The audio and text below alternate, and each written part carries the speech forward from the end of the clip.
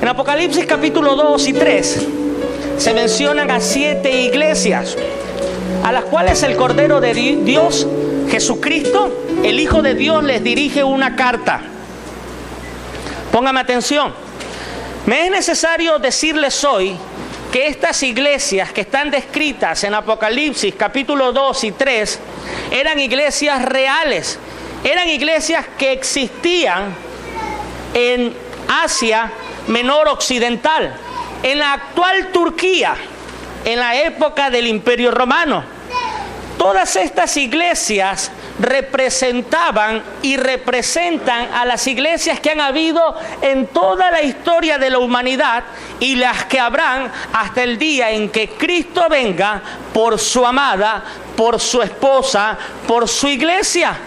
¿Sabía usted que Cristo va a venir por su iglesia? No por los que asisten a una iglesia.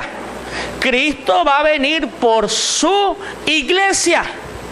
Y hoy empezaremos con el mensaje o con la carta dirigida por el Cordero a la iglesia de Éfeso. ¿Puede repetir usted conmigo? Éfeso. Así es, querido hermano. Y es necesario poner mucha atención. Nos dirigimos automáticamente a Apocalipsis capítulo 2, verso 1. Y ahí ponemos nuestra ancla por el momento. Escribe el ángel de la iglesia en Éfeso, el que tiene las 7 estrellas en su diestra, esto es Jesucristo, el que anda en medio de los 7 candeleros de oro, esto es Jesucristo el Cordero, y él dice esto. ¿Quién era Éfeso? Éfeso era la ciudad más importante y el puerto de Asia Menor. Su población en época del Nuevo Testamento oscilaba entre 250,000 y 500,000 personas. ¿Amén, iglesia? El teatro de esta ciudad abarcaba un promedio de 50,000 espectadores. Era un teatro grande para aquel entonces. Éfeso era una ciudad que tenía gobierno autónomo, tenía gobierno propio, a tal punto que el mismo gobernador romano vivía en Éfeso, en esta ciudad. Pero la mayor parte, o mejor dicho, la mejor fama de Éfeso se la había ganado porque esta ciudad era el centro de adoración de la diosa Artemisa, conocida también como la diosa Diana. ¿Cuántos han escuchado? Diana en el latín significa diosa de la fertilidad.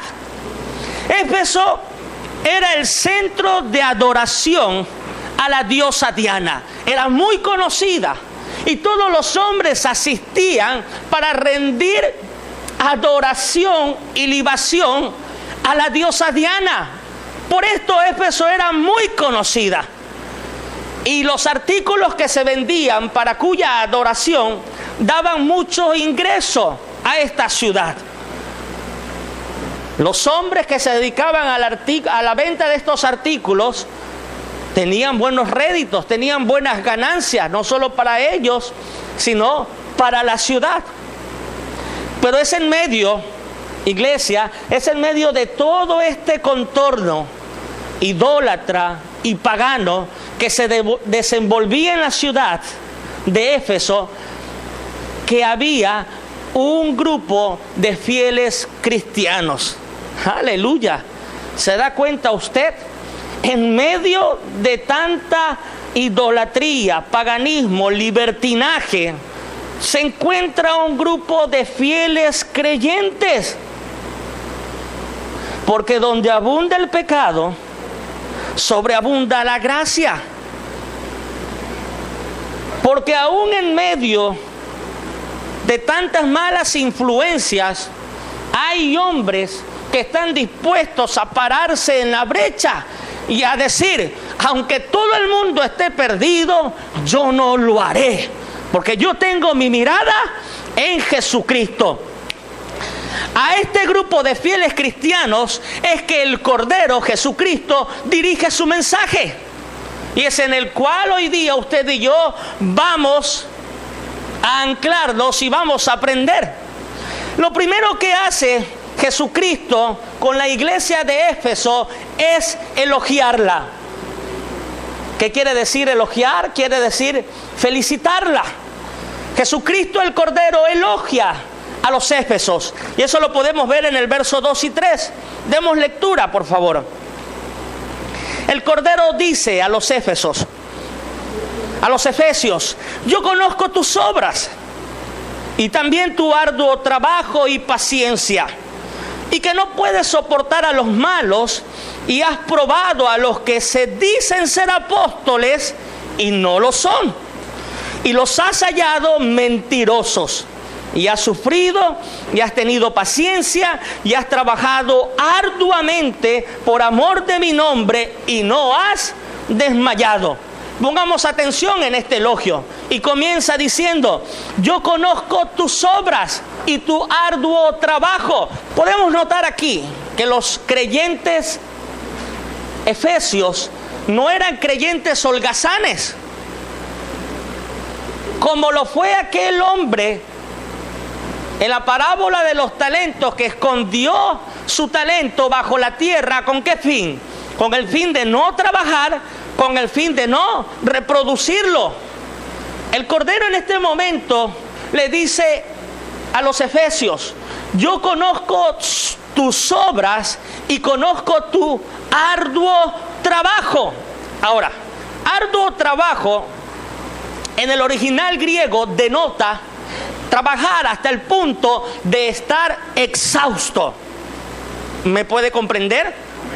Arduo trabajo. Cuando Jesús dice: yo conozco, iglesia, tu arduo trabajo, Jesús estaba diciendo: yo conozco, yo sé que ustedes trabajan en la obra hasta el punto de ya no tener fuerzas.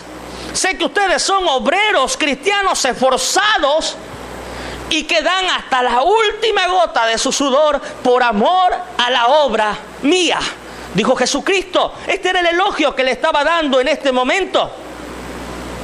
No es que estos hombres no tuvieran ningún otro oficio que hacer, no, sino es que ellos sabían por la palabra de Dios que todo cristiano tiene, escúcheme, tiene el deber de ser esforzado y valiente. ¿Lo sabía usted? El cristiano tiene que ser esforzado y valiente. Solo un amén. El cristiano tiene el deber de ser esforzado y valiente. Pero qué difícil es ser esforzado. No es nada sencillo, y no estoy diciendo que lo sea. Qué difícil es cuando un hombre ha mantenido una jornada de trabajo exhaustiva porque tiene que llevar la provisión para su casa. Pero luego de esa gran jornada, el hombre que es esforzado y valiente se saca su uniforme y se vuelve a vestir con el otro, que es el uniforme del reino. ¿Será acaso eso algo sencillo? Claro que no. Si terminando su primera jornada ya no tiene fuerzas para continuar, ¿cómo va a ser sencillo continuar la segunda jornada? En esta iglesia hay hombres y mujeres muy esforzados que siempre están ahí, no importando la distancia, no importando el trabajo que hayan tenido, están ahí porque ellos saben que el cristiano tiene que ser esforzado y sabe que tiene que ser valiente. Lamentablemente siempre son los mismos y son muy pocos los que se añaden. ¿Por qué? Porque no están dispuestos a pagar el precio. Hermano, la mies es mucha, los obreros son pocos. El reino necesita obreros que estén dispuestos a trabajar arduamente. Y es que el corazón de Cristo se alegra cuando un hombre le da no del tiempo que le sobra, sino del tiempo que pudiéndolo invertir en otras actividades no lo hace. Un día le dijeron a mi esposa: ¿por qué ustedes no son una familia normal? Mi esposa le preguntó, ¿cómo así? Si yo hasta hoy día pensábamos que éramos normales. No, ustedes no son una familia normal. Porque ustedes solo se pasan trabajando en la religión. Y sí, hermanos, es verdad. Yo hace 15 años nunca me he ido un fin de semana a un lugar porque he estado en la obra del reino. Y mucha de mi familia piensa que soy raro, que soy un idiota, pero no. Y no quiero que se me malentienda. Cuando alguien me dice, tengo que ir a visitar a mi papá que vive en Chunchi, yo le digo, váyase, pero no voy a ir a la iglesia, no importa, váyase, es su familia. Pero lo que yo quiero decir es que debemos esforzarnos. Debemos ser valientes. Servir en la obra no es nada sencillo. Y si usted está esperando tener fuerzas, tener tiempo libre y poder hacerlo, nunca lo va a hacer. El Cordero estaba elogiando a los efesios porque ellos trabajaban arduamente hasta el punto de ya no tener fuerza para seguir. Este era el elogio que el Cordero hacía a la iglesia de Éfeso. ¿Y será que ese elogio será para nosotros? ¿Podrá ser para nosotros? ¿Será que usted puede decir, Jesucristo, yo he trabajado arduamente? Hermanos, aún nos falta mucho. Como iglesia aún nos falta mucho. Es necesario que nos involucremos, que seamos un solo cuerpo y que caminemos con una sola visión. Que no esperemos que otros hagan. Lo invito a que ponga su hombro. Los amo con amor de Dios, pero ponga su hombro. Sea parte de lo que está ocurriendo. Sea parte de lo que Dios quiere hacer. Porque yo conozco tus obras y conozco tu arduo trabajo y paciencia. Y que no puedes soportar a los malos. Y has probado a los que se dicen ser apóstoles y los has hallado mentirosos. El siguiente punto que Jesús le dice, yo no solamente conozco tus buenas obras, yo he visto que ustedes son una iglesia esforzada, una iglesia valiente, pero también he visto que ustedes han aprobado a los que se dicen ser apóstoles, a los que se dicen ser maestros, a los que se dicen ser evangelistas, pastores, profetas, y los han hallado falsos. Y es que en medio de tanta idolatría y desenfreno y paganismo en Éfeso, ellos se habían mantenido firmes en la sana doctrina. Y es por eso que el Cordero les dice, han probado a los que se dicen ser apóstoles, los han probado, los han pasado por un filtro y los han hallado mentirosos. Ahora la pregunta sería la siguiente: ¿cómo se puede probar que un hombre es un falso maestro y es un falso apóstol? ¿Cómo los efesios probaron a aquellos falsos maestros y los hallaron mentirosos? Es sencillo, por la palabra. ¿Cómo es eso, pastor? Querida iglesia, cuando un hombre escudriña las escrituras y medita en ellas, entonces este hombre va a estar firme en la sana doctrina. Imagínense que venga un hombre en este momento y les diga, Iglesia Rey de Gloria, quiero decirles que 2 más 2 es 3. Aquel hombre que no tenga un conocimiento previo de la matemática esencial y que no sepa que 2 más 2 es 4, entonces ¿qué es lo que va a hacer? Él va a dar por cierto que 2 más 2 es 3. Pero si un hombre tiene el conocimiento de que 2 más 2 es 4, viene este hombre con una falsa enseñanza y les dice 2 más 2 es 3. ¿Cuál va a ser la respuesta del hombre o de la iglesia? No. 2 más 2 no es 3, caballero. 2 más 2 es 4. Usted me está enseñando mal. Usted es un falso maestro. Hay una sola manera para que el hombre pueda identificar si lo que está escuchando, si lo que está viendo proviene de parte de Dios o proviene de parte de Satanás. Y eso es por medio de la palabra. Pero si no conocemos las escrituras, entonces estamos a expensas de que cualquier viento, de que cualquier corriente filosófica, de que cualquier herejía nos lleve.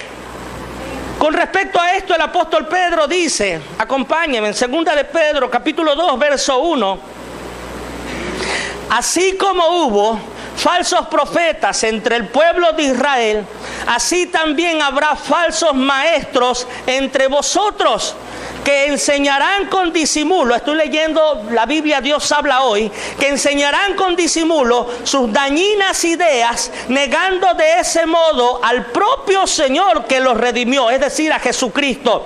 Eso les atraerá a una rápida condenación. El apóstol Pedro nos dice, desde siempre han existido los falsos maestros. Y no solo nos dice desde siempre han habido, sino es que dice siempre los habrá. Ahora ponga atención, dice, enseñarán con disimulo sus dañinas ideas.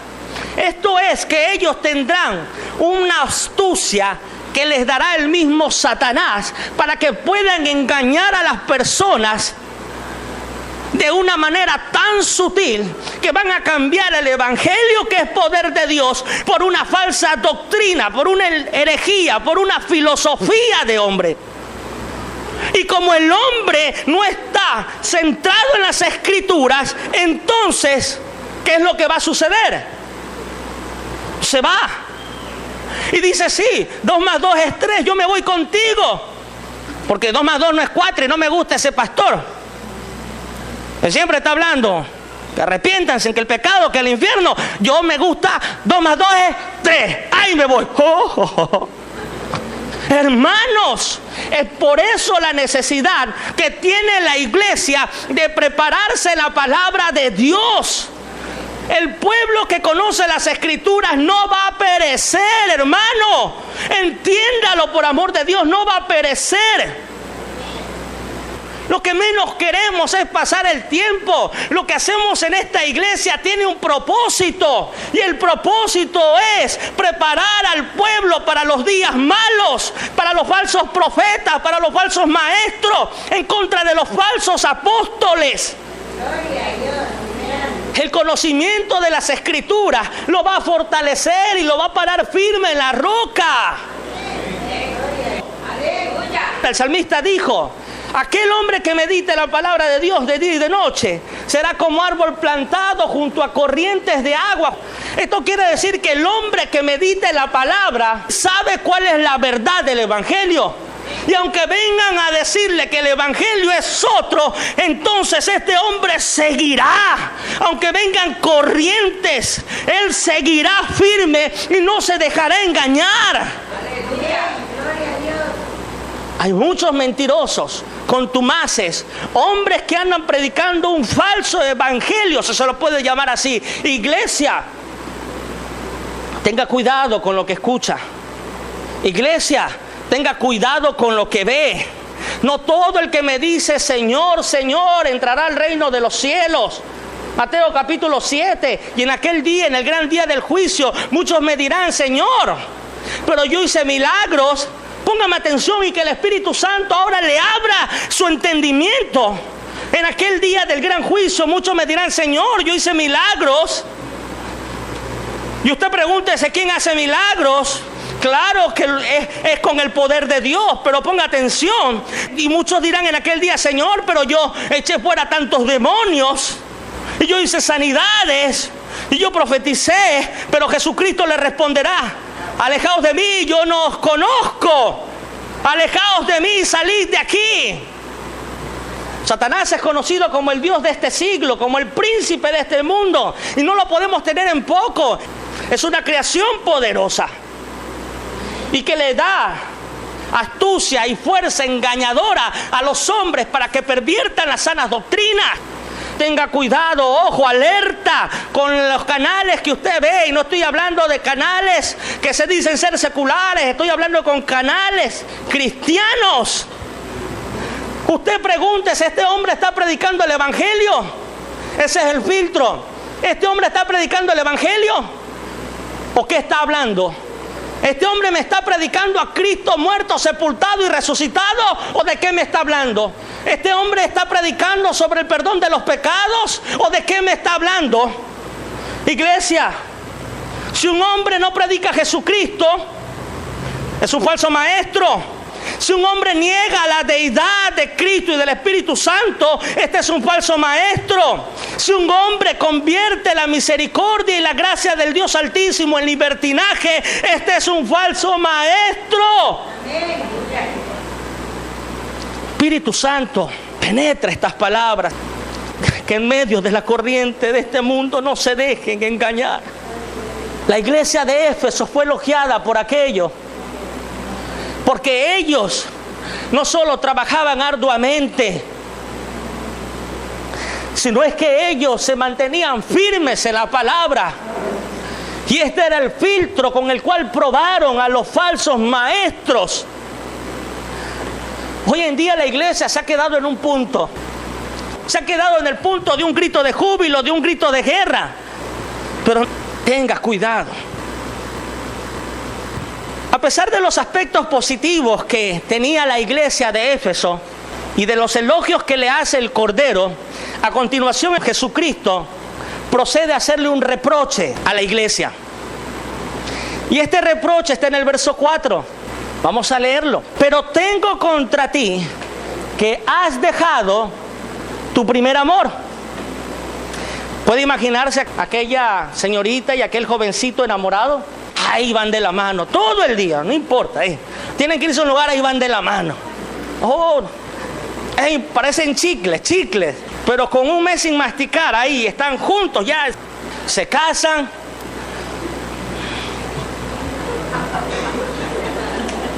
Oye, ¿por qué caminas allá atrás? Pasan los días, ni siquiera camina atrás, sino es que ya va solo.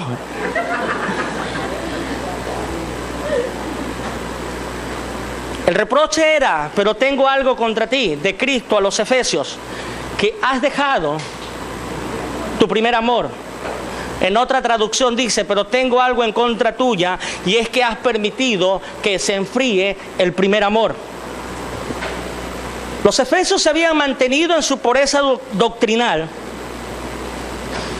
y habían trabajado arduamente en la obra, pero lo que a continuación viene, el reproche es, has perdido tu primer amor, se ha enfriado tu primer amor.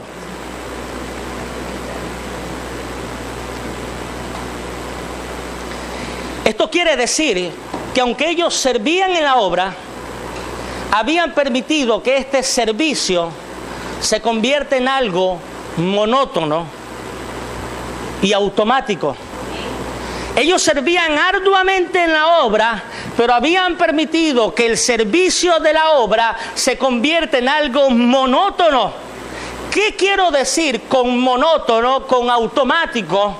Quiero decir que ellos se congregaban, ellos servían, ellos trabajaban en la obra porque así lo habían aprendido a hacer.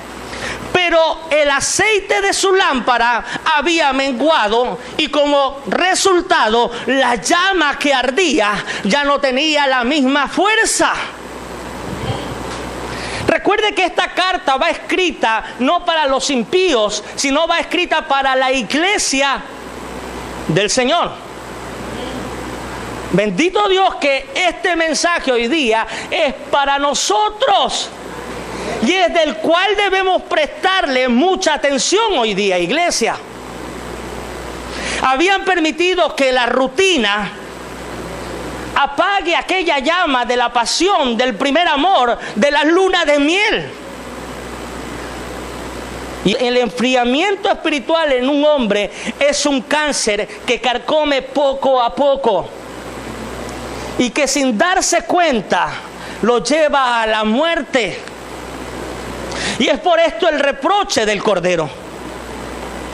Este reproche que viene de parte de Jesucristo es para aquellos hombres que un día corrían y corrían muy bien, pero hoy día ya no lo hacen. Para aquellos hombres que un día trabajaban arduamente en la obra, Para aquellos hombres que un día trabajaban hasta ya no tener fuerza y no les interesaba lo que tenían que sacrificar o el cansancio que tenían, porque ellos estaban ahí. Eran los primeros que llegaban. Eran los que decían: yo estoy dispuesto. Pero ahora ya no lo hacen, porque han perdido el primer amor. Este reproche también es para aquellos hombres que estamos en servicio activo en la iglesia. Y en este punto alguien me podría decir: pastor, que este reproche es para mí, pero quiero decirle que yo estoy sirviendo. Quiero decirle que yo soy un líder de célula. Quiero decirle que yo estoy en el grupo de compromiso de los jóvenes. Quiero decirle que yo estoy ministrando alabanza, canto chéverísimo, toco impresionante. Quiero decirle que yo soy maestra. Quiero decirle que yo voy a la célula, nunca falto a la iglesia. ¿Cómo puede ser posible que usted me diga que este reproche, que has perdido tu primer amor, es para mí? Sí, es para usted y es para mí. Este reproche es para nosotros, iglesia, para que salgamos del letargo en que nos encontramos en muchas ocasiones, despertemos a lo que Cristo quiere para su iglesia. Pero tengo algo en contra tuya.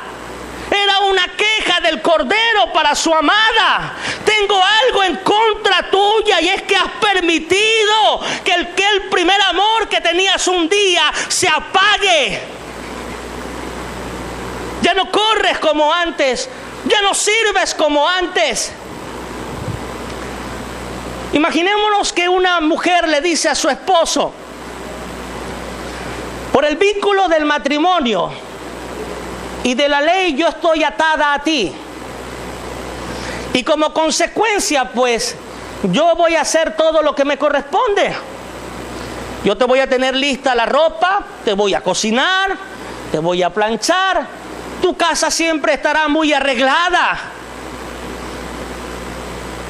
porque eso es lo que me corresponde hacer. Pero quiero decirte, esposo, que mi corazón ya no te pertenece a ti, porque mi corazón ama a otro hombre.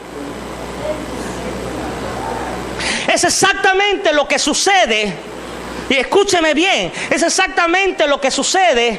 Esto ilustra exactamente lo que acontece cuando un hombre está sirviendo en la obra, pero su corazón está muy lejos del Dios de la obra.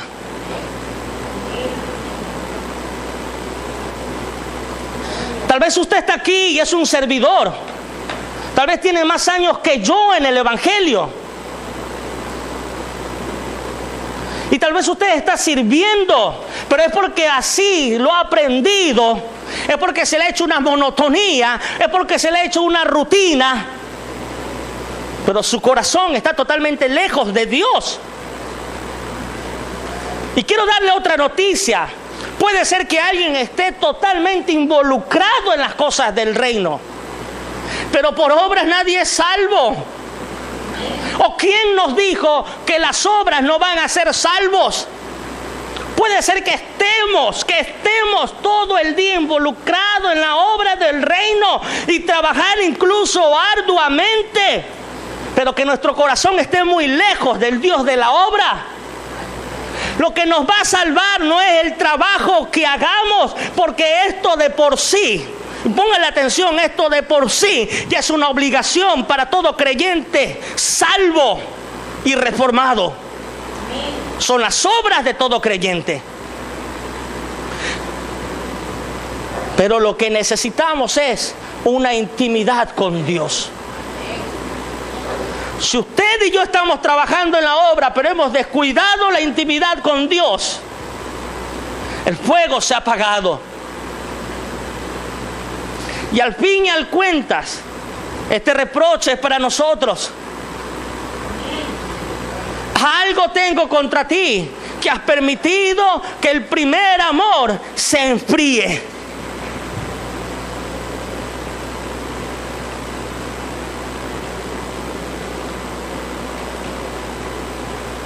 ¿Cuántas veces hemos dejado de leer las Escrituras? ¿Cuántos servidores han y hemos dejado de tener tiempos devocionales, de tener aquellos tiempos de oración? Y aunque aún estamos sirviendo y aunque somos públicos ante la iglesia, nuestra intimidad con Dios está muy lejos de ser. Este era el reproche del Cordero. Este es el reproche, iglesia, que hoy nos hace Jesucristo y nos va a hacer en cada una de las iglesias que vayamos viendo. Y si Dios hace un reproche, es necesario que lo tengamos muy en cuenta y que no lo pasemos por alto. Querido joven, querido adulto, no crea que por estar sirviendo, no crea que por estar activo,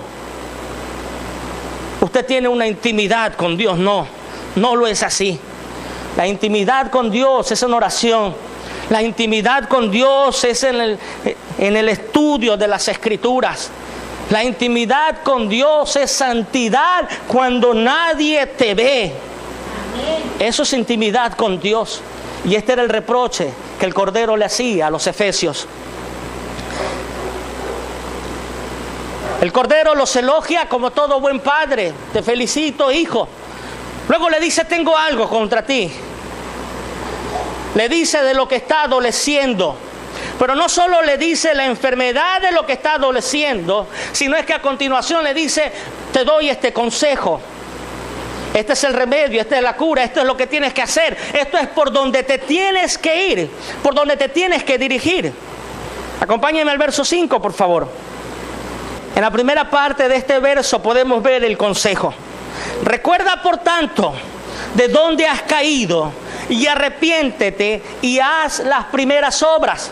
Y el consejo rápidamente lo vamos a poner en 3 puntos. Recuerda, por tanto, de dónde has caído. ¿Cuál es el consejo que en este punto le da el Cordero a esta iglesia que había caído en una monotonía y en una tibieza espiritual, tal vez? Le dice, primero, recuerda de dónde has caído. Lo que quiere decir el Cordero con esto, en el consejo que da, es recuerda lo que tú hacías antes. Recuerda aquel tiempo donde el primer amor ardía. Recuerda cuando eras el primero en llegar a la iglesia. Recuerda cuando servías con tanta pasión que no te importaba dejar todo atrás y continuabas hacia el frente. Recuerda de dónde has caído, quiere decir recuerda que aún en medio de las adversidades tú continuabas hacia adelante sin importar lo que podía venir, sin importar lo que podían decir, tú continuabas adelante, recuérdalo. Y hoy nos dice, recuerda de dónde has caído. Si usted ha perdido su primer amor, hoy este es el consejo del Maestro, del Dios Altísimo. Recuérdalo. Recuerda cómo tu llama ardía en pasión y en fuego por servir en la obra de Cristo. Recuerda cómo tú tenías una intimidad con el Dios Altísimo, pero ahora ya no la tienes. Recuérdalo. Es el primer consejo. Amén. Luego viene, y arrepiéntete. En segundo lugar, el Cordero le dice que tienen que arrepentirse, que tienen que cambiar. No solamente recuerda lo que hacías, sí, pero una vez que eres consciente de que estás en otro nivel, de que has menguado, de que has caído, entonces arrepiéntete. Y bien entendimos la semana anterior que arrepentirse es cambiar de mentalidad. Es reconocer que hemos actuado mal y cambio mi mentalidad. Y si nuestro primer amor se ha enfriado, es lo que debemos hacer hoy día.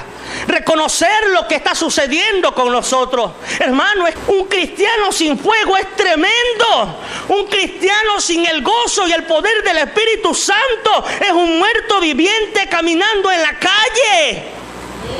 El cristiano debe arder del fuego de la pasión de Cristo. El cristiano no puede vivir en monotonía ni en rutina. El cristiano tiene que continuar adelante.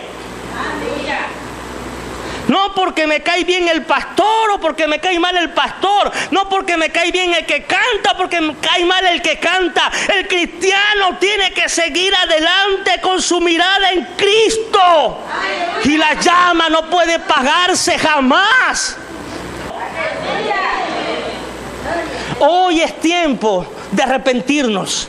Hoy es tiempo de cambiar nuestra mentalidad. Hoy es tiempo de ser sincero con Dios y decirle: este fuego ha menguado, este fuego se ha apagado, la llama ya no es la misma. Nos queremos engañar a nosotros. Y sí, en muchas ocasiones nosotros nos autoengañamos. Y llega el tiempo que decimos: sí, es verdad. Nos creemos nuestro propio engaño, pero a Dios jamás. El consejo viene ahora de parte de Dios. Recuerda tus primeras obras y arrepiéntete. Vuélvete a mí, dice el Señor. Si has caído en una monotonía, vuélvete a mí, que hoy yo avivo el fuego con el poder del Espíritu. Y termina este consejo diciendo: haz las primeras obras. Recuerda lo que hacías. Arrepiéntete, reconoce que estás mal. Cambia tu mentalidad y vuelve a hacer tus primeras obras. Eso es conocido como: ahora da frutos de arrepentimiento. ¿Y qué es dar frutos de arrepentimiento? Como dijo el apóstol: aquel que hurtaba ya no hurte, sino que trabaje con sus propias manos. Aquel que mentía ya no mienta, sino que diga la verdad. Este es el consejo del Dios Altísimo. Si tu primer amor se ha enfriado, ahora vuélvete a mí. Recuerda cómo lo que hacías antes. Arrepiéntete y haz tus primeras obras nuevamente. El Cordero da el consejo, pero luego que da el consejo viene la advertencia. La advertencia para aquellos que después del consejo persistan en estar en su error, persistan en estar en su pecado. Viene la advertencia. ¿Puede ahora usted decir advertencia? Recuerde que Dios le dio una advertencia a Adán y le dijo: el día en que tú comas del árbol de la ciencia del bien y del mal, te advierto que ese día ciertamente morirás. Es que Dios es bueno, Dios es misericordioso, hermano.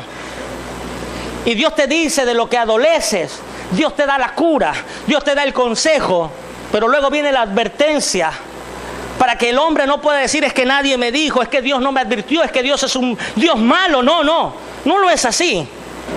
Dios advierte hasta lo último.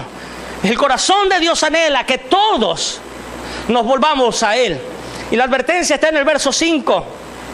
Si no te arrepientes, vendré pronto a ti y quitaré tu candelero de su lugar.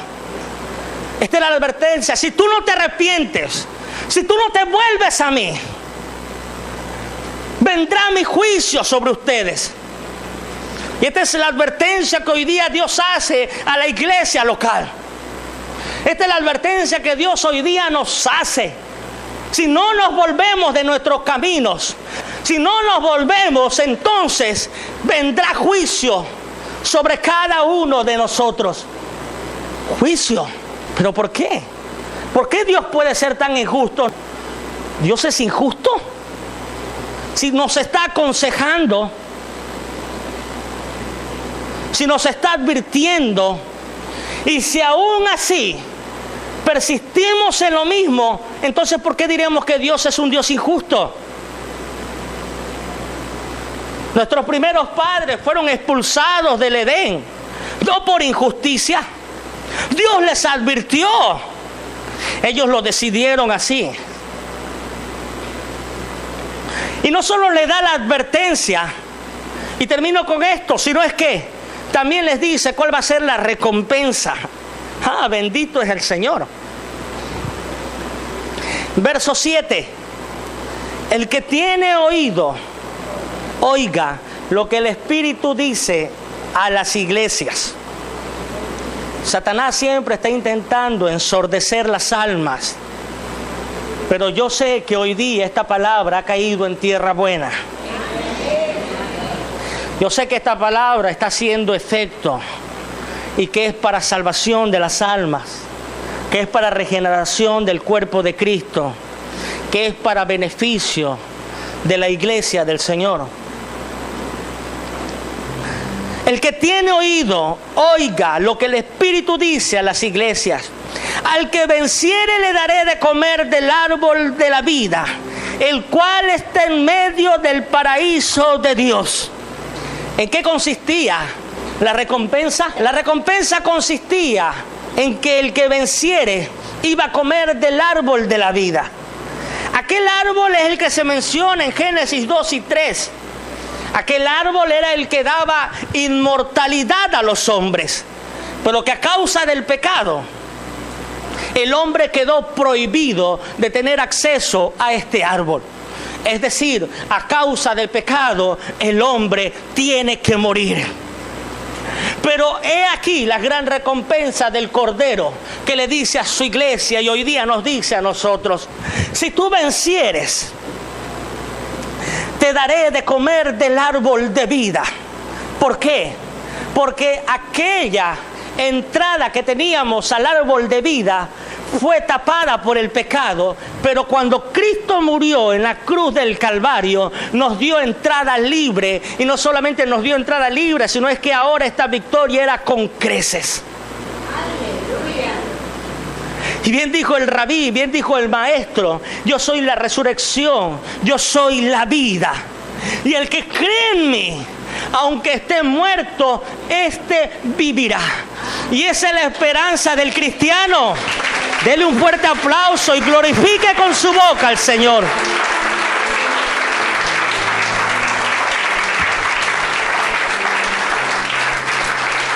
Esto es lo que hace diferente al cristiano. Que tenemos esperanza no solo en vida, tenemos esperanza aún después de muertos.